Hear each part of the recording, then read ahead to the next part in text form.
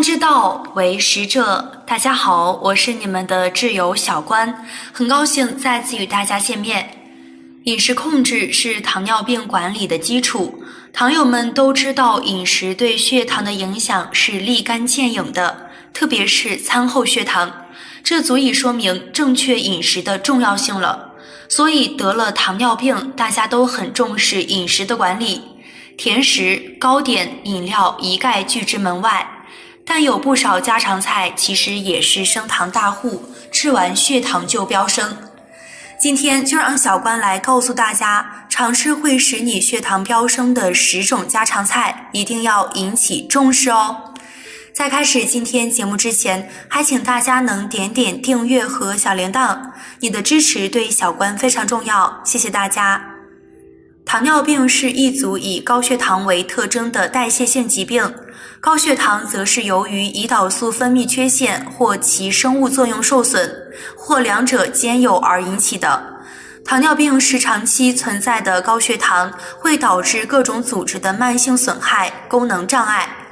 医学发展到今天，糖尿病仍是一种可以控制但不能根治的疾病，而饮食和运动是糖尿病治疗的基础。据统计，目前中国成人中糖尿病的患病率为 10.9%， 糖尿病前期的患病率为 35.7%。 也就是说，每10个人中就有1个糖友，而每3个人中就有1个日后很容易患上糖尿病。糖尿病是由于胰岛素分泌不足或胰岛素功能下降所引起的代谢紊乱，常常合并肥胖、高血脂、高尿酸、高血压，并会导致眼睛、肾脏、心、脑、血管等慢性并发症。而糖尿病最常见的诱因当属饮食摄入过多，运动消耗减少所致的胰岛素抵抗状态到底应该怎么吃，也成了糖友心中最大的疑问。那么下面我们就进入主题，10种不能多吃的家常菜。1. 西红柿炒鸡蛋。西红柿含糖量不高，含有丰富的番茄红素和维生素 P。维生素 P 对毛细血管的脆性和渗透性有改善作用，对预防脑出血、视网膜出血有一定的帮助。对于糖友来说，西红柿是非常好的食材。西红柿炒鸡蛋搭配了蔬菜和蛋白质，理应是完美的搭档组合。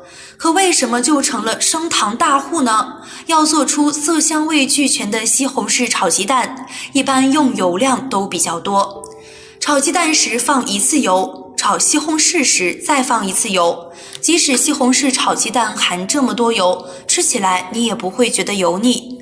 盘子上也看不到油，一是因为鸡蛋中含有大量的卵磷脂，它可以起到乳化脂肪的作用；二是西红柿炒过之后会出汁，掩盖油多的事实。另外，为了掩盖西红柿略有的酸味，很多饭店的西红柿炒鸡蛋都会放糖，点外卖或者在外就餐的小伙伴一定要慎点这道菜。在家做西红柿炒鸡蛋的时候，千万记得少油，且番茄红素遇热易分解，应避免长时间高温加热。2. 水煮鱼片。水煮鱼片在制作前，要先将鱼片进行腌制，用豆瓣酱等各种调料炒出浓浓的汤汁之后，下入鱼片和豆芽，撒满辣椒与花椒。出锅时再浇上滚滚的热油。这已不是水煮鱼，而是油煮鱼了。很多饭店为了提鲜，也会在汤汁中加入糖。在外就餐不建议糖友点这道菜，很想吃的时候，可以用白水先涮洗一下再食用。3. 蚝油生菜。生菜是富含膳食纤维，升糖指数低，烹饪方法简单，是非常适合糖友的食物。很多糖友会制作蚝油生菜这道菜，方法简单，味道鲜美，但是蚝油却是对糖友不太友好的调料。蚝油是含盐量非常高的调味料，且蚝油中也添加了白砂糖，虽可调味，但对血糖的影响不容小觑。糖友平时可用生抽代替蚝油，生菜焯水后用生抽拌匀即可食用。4. 红烧菜系。无论是红烧肉、红烧排骨还是红烧茄子等，都需要大量油分来完成。同时，为了菜品的色泽好看、口味丰富，还会加入大量糖分，特别是炒糖色更是常见做法。在高热量、高糖分的影响下，同样也会导致患者血糖波动，不适合糖友食用。推荐糖友用快炒、清蒸、白灼等烹饪方式，用油量少，对血糖友好且营养素不易流失，更有利于健康。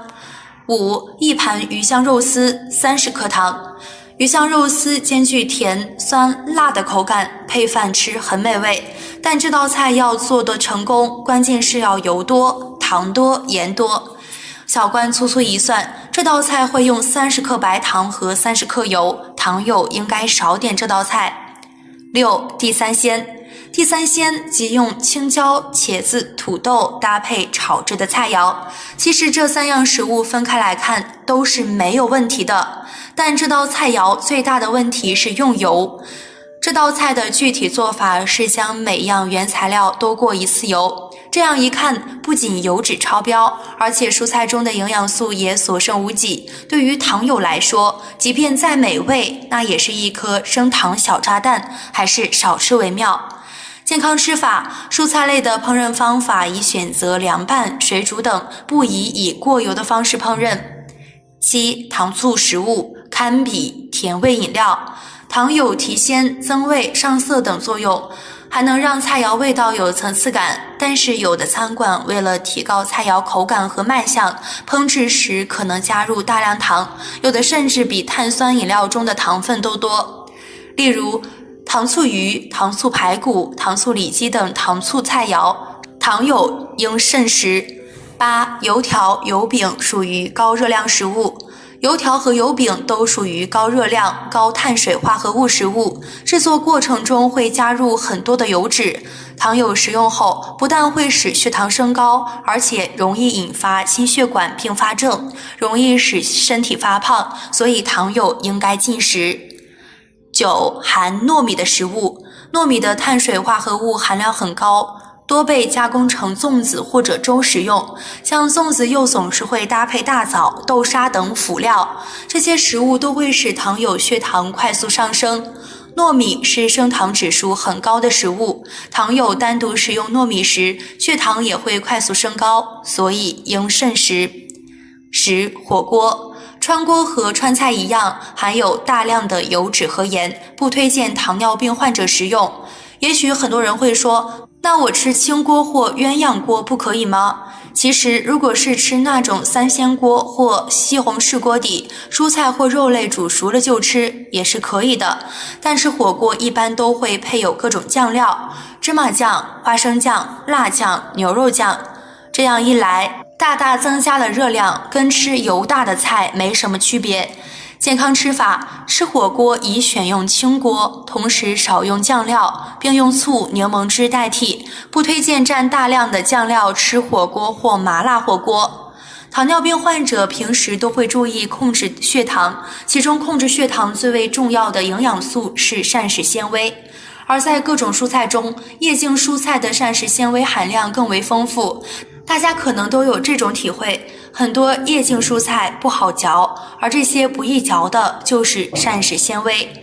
这里小关推荐几种糖尿病人宜吃的蔬菜。1. 芹菜。芹菜叶儿有降血糖的功能，经常吃芹菜可以中和尿酸及体内酸性物质，对预防痛风有较好的效果。另外，芹菜的叶和茎含有挥发性的物质，别具芹香，增加食欲。芹菜富含膳食纤维，而高膳食纤维能减缓消化道对碳水化合物的分解吸收，有利于稳定血糖，因而适合糖尿病患者食用。2. 西兰花。西兰花的维生素 C 含量丰富，为柠檬的3倍，苹果的26倍，含有胡皮素、类黄酮，且含丰富钾质，对血糖的稳定有很好的作用。3. 茼蒿。茼蒿中含有胆碱、挥发油、丝氨酸、天冬氨酸等有效成分，具有降血压、减肥、调节血糖等作用。